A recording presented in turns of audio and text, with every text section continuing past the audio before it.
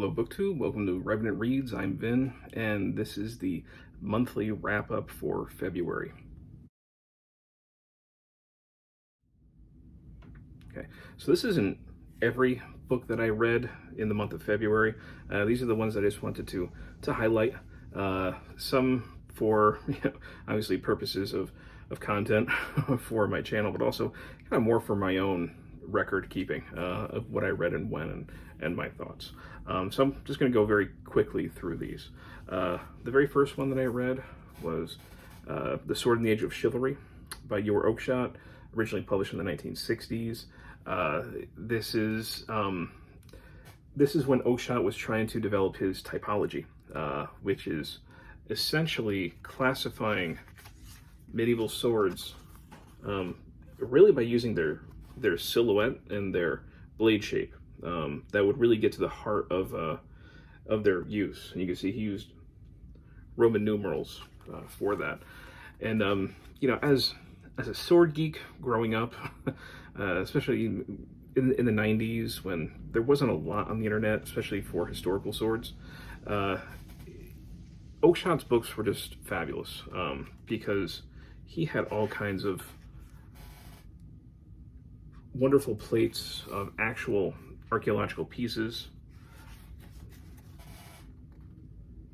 I got a squeaky chair. I'm trying not to move too much. I have to change my chair for future videos. Keep recording in here.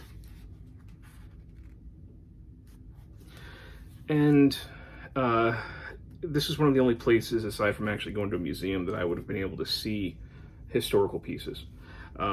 So I find his stuff invaluable. I think any sword geek, Oakeshott will always be welcome in their library, even if some of the material is outdated.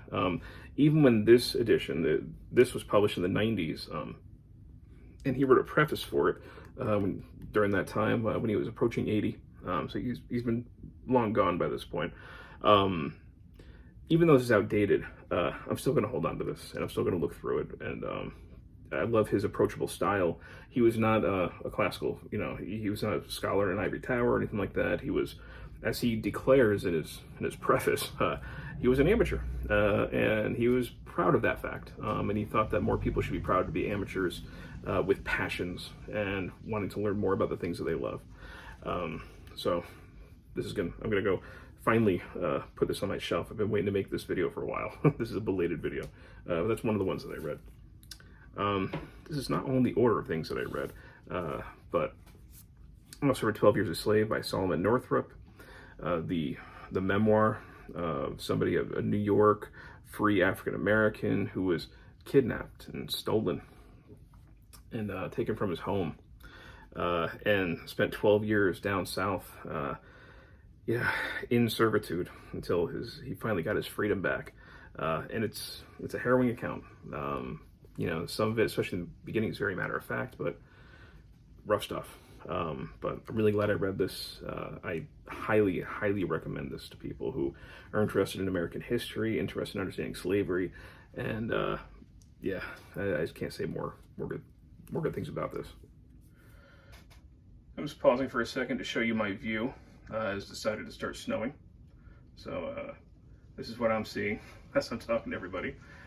Snow, sleet, wind.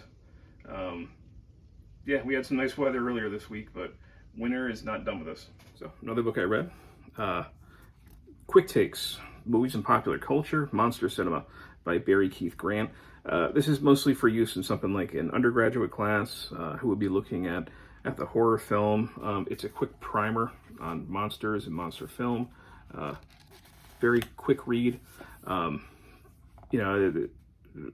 For somebody who's familiar with this stuff, there's no new insights necessarily.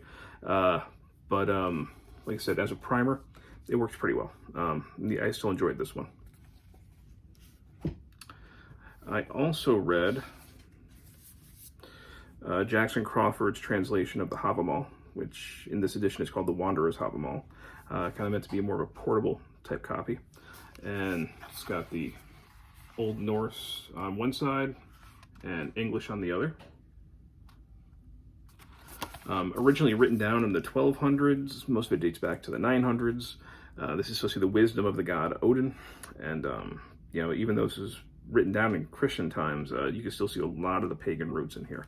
And I really enjoyed this. I love reading stuff like this, and I do plan to actually mark up this copy and to take it with me on travels and keep going back to it. It was just a lot of fun.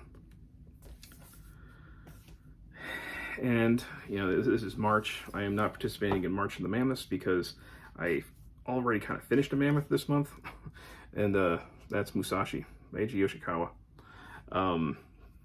Almost 1,000 pages.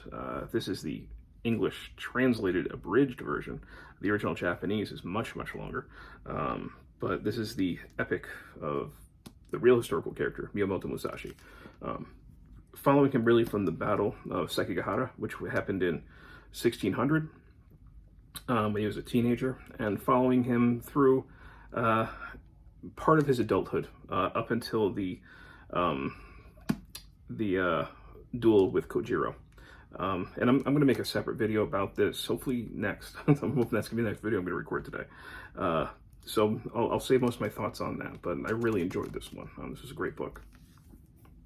And in addition to that, as an accompaniment to that book, I read Musashi himself. This is the complete Book of Five Rings.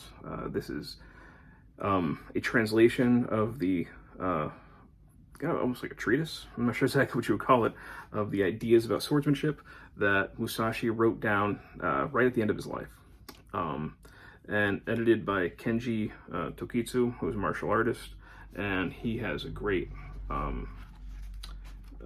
introduction where he puts things in historical context, and I really enjoyed Musashi's writing. I've said before, I'm not a martial artist myself, but I am interested in martial arts, and as I get more acquainted with it and hopefully begin practicing it, especially when COVID dies down, I do plan to return to this book again. I really enjoyed it. So yeah, it's not everything that I read in the month of February, but those are the ones that I wanted to highlight. So yeah, I'll have to make some more videos. Thank you, BookTube.